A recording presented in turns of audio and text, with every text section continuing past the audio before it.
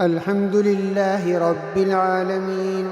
والصلاة والسلام على رسوله الكريم وعلى آله وأصحابه أجمعين بسم الله الرحمن الرحيم۔ ناظرین کرام، السلام علیکم ورحمۃ اللہ وبرکاتہ۔ اسلامی سال ہجری کیلنڈر کا تیسرا مہینہ ربیع الاول بہت ہی بابرکت، برگزیدہ اور فضیلت والا مہینہ ہے، کیونکہ یہ ماہ آقائے دو جہاں حضرت محمد مصطفیٰ صلی اللہ علیہ وسلم کی ولادت باسعادت کا ہے۔ محبوب خدا پیغمبر آخر الزماں حضرت محمد مصطفیٰ صلی اللہ علیہ وسلم اس ماہ سعید کی 12 تاریخ بروز پیر بوقت صبح صادق پوری کائنات کے لیے رحمت بن کر تشریف لائے۔ اللہ تعالیٰ قرآن پاک میں فرماتا ہے وَمَا أَرْسَلْنَاكَ إِلَّا رَحْمَةً لِلْعَالَمِينَ،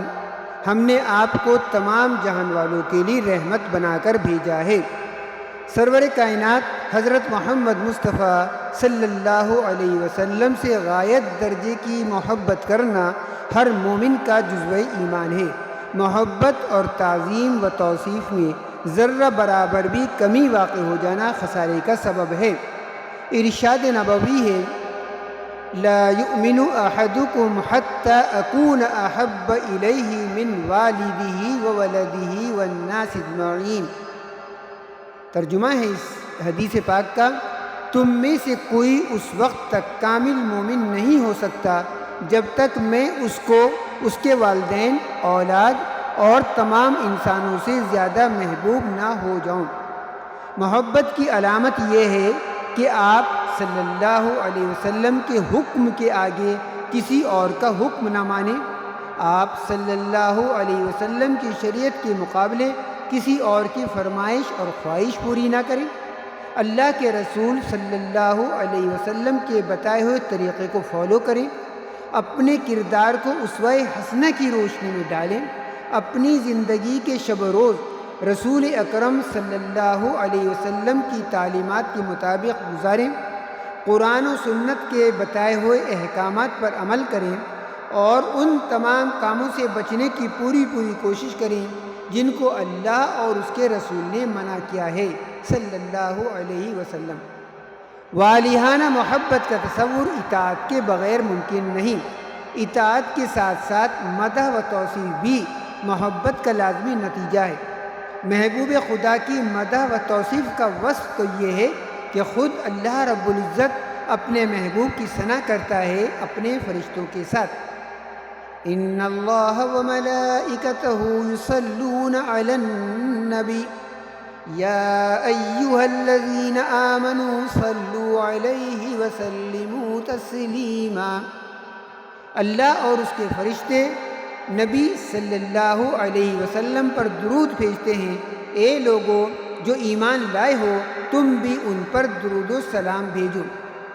حافظ ابن تیمیہ رحمۃ اللہ علیہ فرماتے ہیں امام الانبیاء کی مدح و ثنا، تعظیم و توقیر ہی پر سارے دین اسلام کا قیام ہے، اور اس احترام اور توقیر کے نہ ہونے سے سارا دین ختم ہو جاتا ہے۔ رسول مقبول صلی اللہ علیہ وسلم کی اطاعت و اتباع اور مدح و ثنا کے ساتھ ساتھ یہ بھی محبت کی علامت ہے کہ آپ صلی اللہ علیہ وسلم کے دنیا میں جلوہ افروز ہونے والا دن مسلمانوں کے لیے عید کا دن ہوتا ہے، اور حقیقت بھی یہ ہے کہ پوری دنیا کے مسلمانوں کی اکثریت میلاد مصطفیٰ صلی اللہ علیہ وسلم کی نسبت سے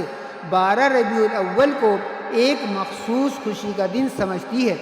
اور مسلمان عقیدت کے ساتھ مصطفیٰ صلی اللہ علیہ وسلم کے میلاد کا جشن مناتے ہیں، جو یقیناً بابرکت، باعث رحمت اور اجر و ثواب کا ذریعہ ہے۔ امام ابن حجر عسقلانی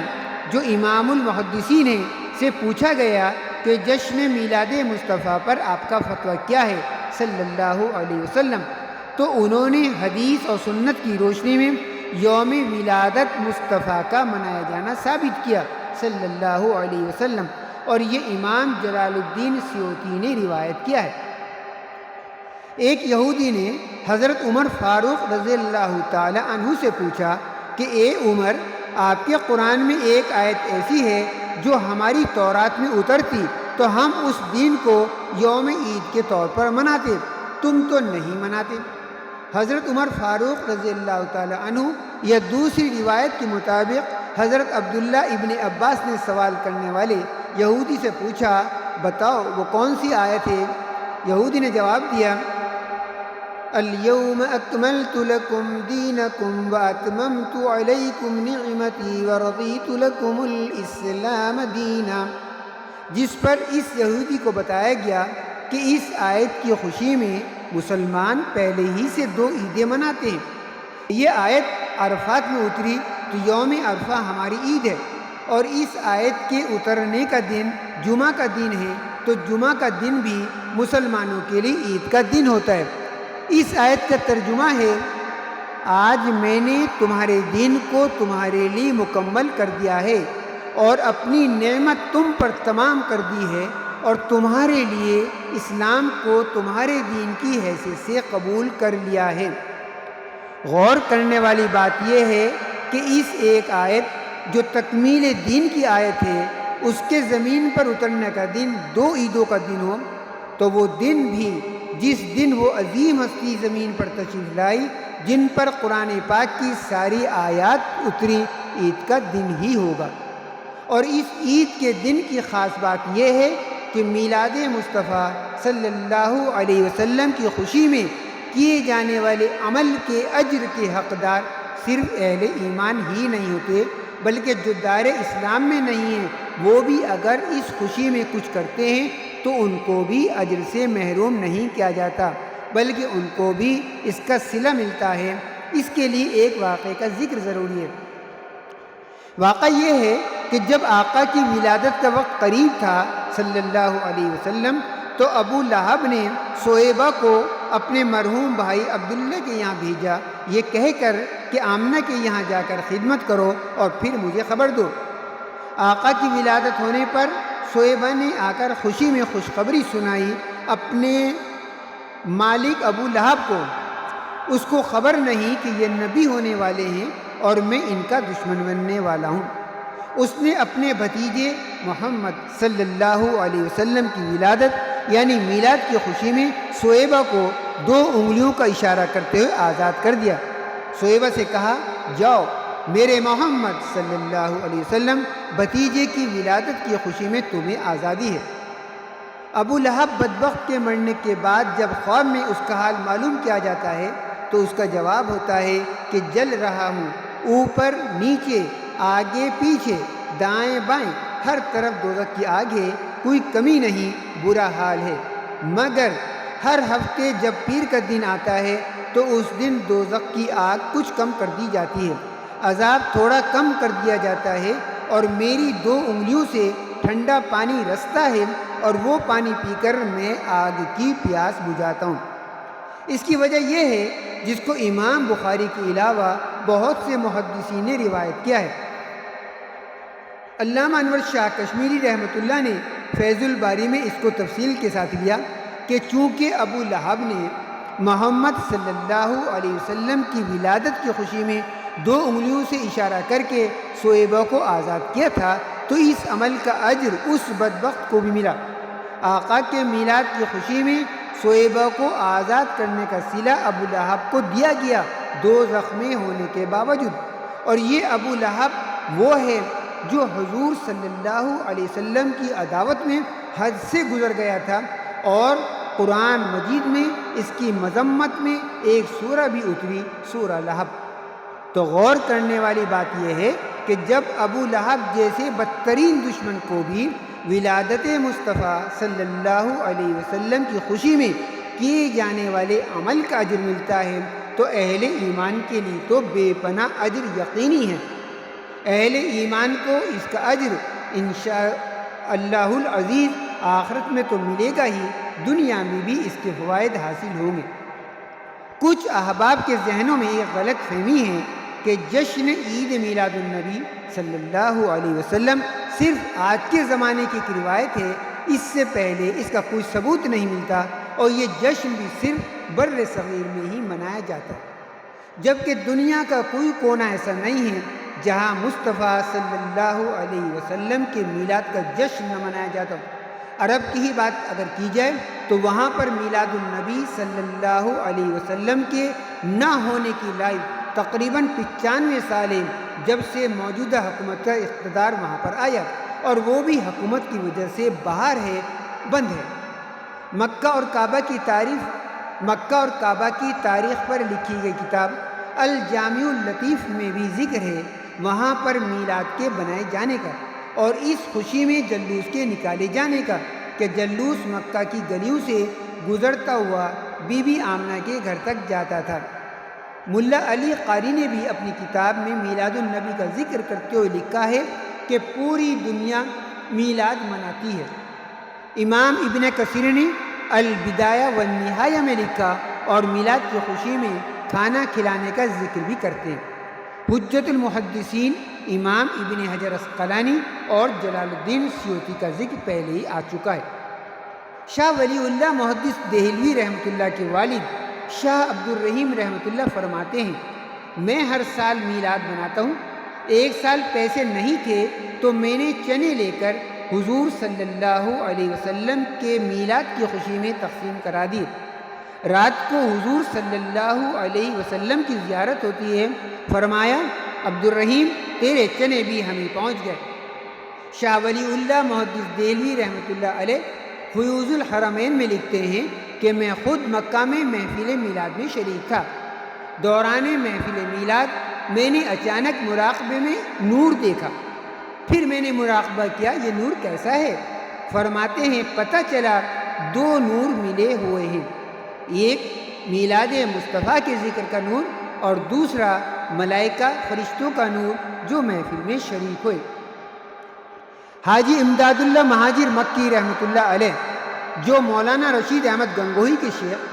جو مولانا قاسم نانوتوی رحمۃ اللہ کے شیخ، جو مولانا اشرف علی تھانوی کے شیخ اور جو کل علماء دیوبند اکابر کے شیخ حاجی امداد اللہ مہاجر مکی رحمۃ اللہ سے محفل میلاد کا حکم معلوم کیا گیا۔ کہتے ہیں اس میں برکت ہے، کوئی مانے یا نہ مانے۔ اس موقع پر اپنے تمام علی بھائی اور بہنوں،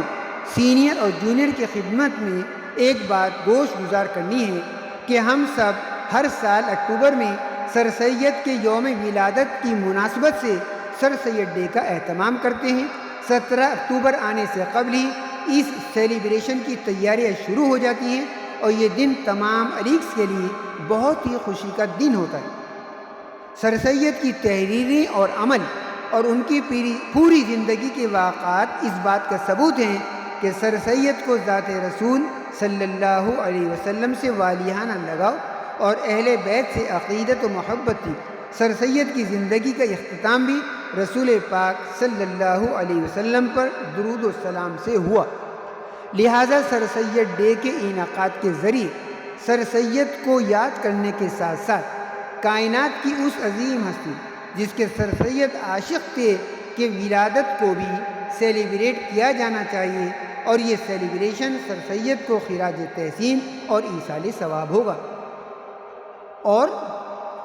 یہ ہماری اپنی مادر درسگاہ علی گڑھ مسلم یونیورسٹی کی روایت بھی ہے، جس کا آغاز سر سید کی حیات میں ہی ہو گیا تھا، اور اس روایت کو شروع کرنے کا کریڈٹ مشہور و معروف سیرت نگار حضرت مولانا شبلی نعمانی رحمۃ اللہ کو جاتا ہے۔ دھیان رہے کہ علی گڑھ میں سر سید کے قائم کردہ ادارے میں سیرت میلاد کا پہلا جلسہ 30 اکتوبر 1891 اکتوبر 30 1891 کو سالار منزل میں مولانا شبلی نعمانی کے اہتمام سے ہوا تھا،